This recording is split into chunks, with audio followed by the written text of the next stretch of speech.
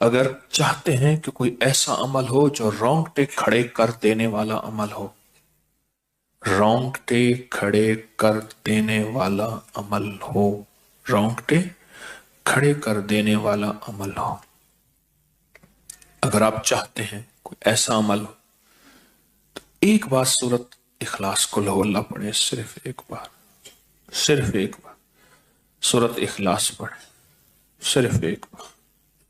اور جب پہنچے نا اللہ الصمد قل هو اللہ احد اللہ الصمد. میں یہاں بھونٹ پورا میں کچھ دن رہا اور ایک صاحب میرے پاس آئے، مجھ سے کہنے لگے کہ میرے اوپر کسی نے ایک ایسا کالا جن اور ایسا خطرناک جن مسلط کیا ہے کہ جو میں آنکھوں سے دیکھتا ہوں اور میری بیوی آنکھوں دیکھتی ہے، بچوں کو نظر نہیں آتا، کوئی گھر میں آئے اس کو نظر نہیں آتا، میں آنکھوں میں دیکھتا ہوں. کہنے لگا ایسے دیوار کے اندر چلا جاتا ہے، پھر دیوار سے باہر نکل آتا ہے، چھت کے اندر جاتا ہے اور چھت پھٹتی محسوس ہوتی ہے، ہم ڈر کے بعض اوقات ہٹ جاتے ہیں کہ چھت پھٹی ہے گر نہ جائے، پھر وہ مل جاتی ہے، پھر ایسے چلا جاتا ہے. وہ کالا جن ایسے چلا جاتا ہے، ایسے آ جاتا ہے. کہا کہ اسے کسی نے ہمارے اوپر مسلط کیا ہے، مسلط کیا ہے. ان کے کچھ مسائل تھے، کوئی آپس میں مسلط کیے، اور کہا کہ وہ جن ایسا ہے ہمیں عبادت نہیں کرنے دیتا، تسبیح نہیں کرنے دیتا، وظیفے نہیں کرنے دیتا، اعمال نہیں کرنے دیتا، ہمارا منہ بند کرتا ہے. مجھے آج بھی اس بندے کے الفاظ یاد ہیں. دو اس کے ساتھ بوڑھی خواتین تھی، ایک بہن تھی، ایک بیوی تھی، بیچارہ حالات کا ستایا مارا ہوا، کچھ 60 65 کے 70 کے قریب اس کی عمر تھی.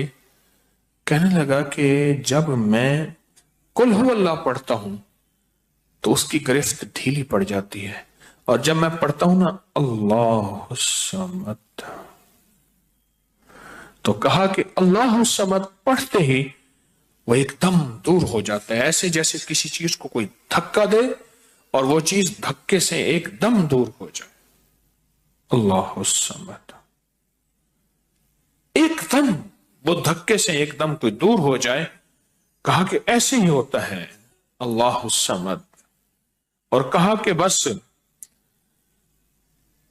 بس یہی وظیفہ جو ہے، کہا کہ مجھے مفید ہوا ہے، موافق ہوا ہے یہی وظیفہ. اور کہا کہ بس اب میں صرف یہی وظیفہ پڑھتا ہوں، یہی وظیفہ پڑھتا ہوں. مجھ سے کہنے لگا آپ مجھے کوئی وظیفہ بھی دیں گے نہیں پڑھنے دیں گے، یہی اگر اجازت دے دیں. تو میں نے کہا اس سے بڑھ کے اسم اعظم کون سا ہے، اس سے بڑھ کے پرتاثیر چیز کون سی ہے؟ میں آپ کو یہی وظیفہ دے دیتا ہوں، آپ اسی وظیفے کو پڑھیں. پھر میں نے اس کو ایک ترکیب بتائی، آپ کو ہی بتاتا ہوں، شاید میں زندگی میں پہلی دفعہ بتا رہا ہوں یا پہلے بتائی ہوگی، جہاں تک میری یادداشت ہے پہلی دفعہ بتا رہا ہوں. یہ نہیں کہ چھپاتا ہوں، دعویٰ تو پھر بھی نہیں کر سکتا، بھول جاتا ہوں پھر یاد آتی ہے بازو کا. اب وہ چیز آپ کو عرض کر رہا ہوں. میں نے اسے کہا صرف ایک دفعہ سورۃ اخلاص پڑھ، اول آخر 3 دفعہ درود شریف. رونگٹے کھڑے کر دینے والا عمل، اس کا نام جو میں نے سالہ سال سے رکھا ہے، رونگٹے کھڑے کر دینے والا عمل. حدیث میں آتا ہے، مفہوم ہے کہ جب بندے کی اضطراری کیفیت ہوتی ہے، بے چین، بے قرار، پریشان ہوتا ہے، مستر، اس وقت عرش الہی ایک دم میں حرکت میں آتا ہے، رحمت متوجہ ہوتی ہے اور اللہ کا عرش ہل جاتا ہے. رونگٹے کھڑے کر دینے والا عمل، ایسا عمل جس میں انسان جو ہے بس ایک پل میں ایسے بے چین بے قرار ہو.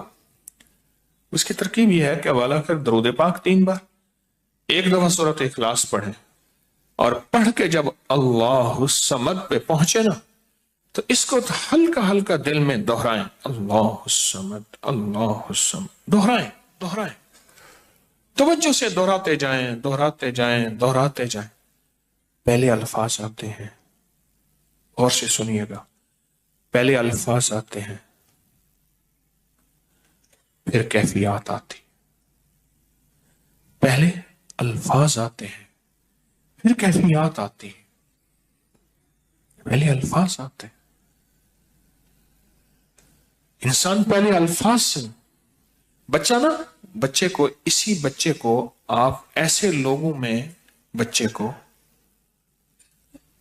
ایسے لوگوں کے ساتھ پلنے کے لیے جو بول نہیں سکتے، بچہ کبھی نہیں بولے گا، گاں کرے گا، کرے گا، بول نہیں سکے گا، کیونکہ بچہ الفاظ چنتا ہے پھر وہ الفاظ بولتا ہے،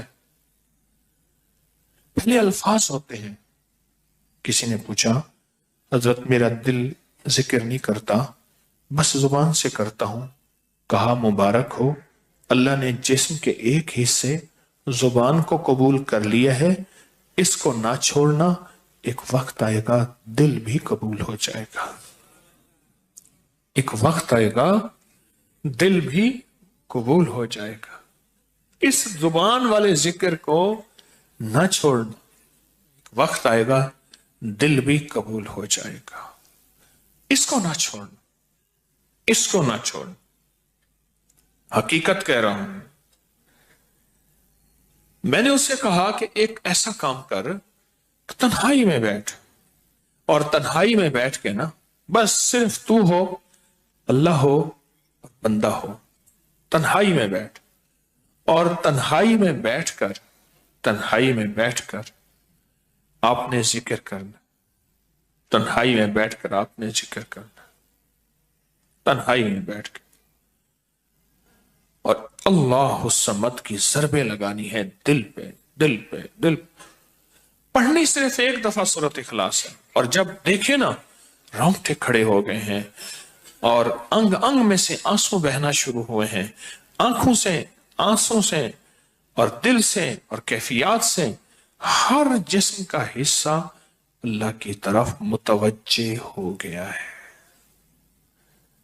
ہر دل کا حصہ، ہر جسم کا حصہ، ہر رگ رگ رگ رگ رگ رگ اللہ کی طرف متوجہ ہو گئی ہے، تو پھر اللہ کے ساتھ تعلق بنا، اور اپنی مراد، اپنی آس، اپنی امید اللہ کے سامنے پیش کر، اپنی مراد، اپنی آس، اپنی امید اللہ کے سامنے پیش کر، اور اللہ الصمد کو دوہرا دوہرا دوہرا دوہرا دوہرا۔ یہ جو جنگلوں میں کہتے ہیں چلا کیا فلاں بابا جی نے، پہاڑوں کی غاروں میں چلا کیا فلاں بابا جی نے، کنووں کے اندر چلا کیا، ابھی بھی ایسے کنویں موجود ہیں جس کے نیچے اتر کے پانی بھرتے تھے، اس کو ہمارے برے صغیر کی زبان میں باولی کہتے ہیں، اس میں نیچے جا کے پانی بھرتے تھے۔ میں نے بخارا کے اندر دیکھا اور کئی جگہ دیکھا، ٹھٹھا میں بھی ابھی وہ ہیں، ٹھٹھا میں لیکن خشک ہو چکے ہیں، نیچے جا کے پانی بھرنا، ان کنووں کی گہرائیوں میں جا کے، تنہائیوں میں بیٹھ کے، خشک کنووں میں اللہ الصمد اور ذکر، اس کی وجہ اندر تنہائیوں میں، یا پھر کیا کیا، کہا کہ روئی کو تھوڑا سا گیلا کر اور پیسی ہوئی کالی مرچیں اس میں ملا اور کانوں میں ڈال کہ کوئی آواز کانوں تک نہ پہنچے۔ میری اماں رحمت اللہ علیہ کے پاس طوطا تھا، تو اس طوطے کو کلمہ پڑھاتی تھی، رات کو پڑھا پڑھا کے نا اس کے کانوں پہ موم لگا دیتی تھی، میں نے خود دیکھا، کانوں پہ موم لگا دیتی تھی کہ ساری رات اس کے کانوں میں، ساری رات اس کے کانوں میں اور کوئی آواز نہ جائے، جاگ رہے، اور کوئی آواز نہ جائے۔ اچھا ایسا کرتے رہے کرتے رہے، میں نے خود دیکھا کچھ عرصے کے بعد اس نے کلمہ پڑھنا شروع کر دی۔ ایسے ہی ہم اگر مشق کر لیں، جانور کی مشق ہو جائے تو اس کو کلمہ زبان پہ آ جاتا ہے۔ اگر ہم کبھی بھی کسی جنگل ویرانے میں، کبھی گھر کی تنہائیوں میں، کبھی کہیں بھی ایک دفعہ سورۃ قل ھو اللہ پڑھیں اور ایک دفعہ سورۃ اخلاص پڑھیں اور ایک دفعہ سورۃ اخلاص پڑھیں، لیکن اللہ الصمد کو بہت زیادہ دوہرائیں، اصل میں اللہ میں نقطہ نہیں، صمد میں نقطہ نہیں.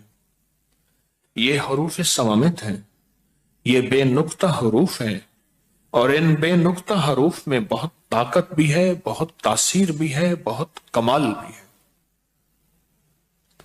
اللہم اغفر لی ولوالدی وللمؤمنین والمؤمنات والمسلمین والمسلمات. آپ اس وظیفے کو اٹھائیں، اس میں ذرا چنیں کہ بے نقطہ حروف کتنے ہیں.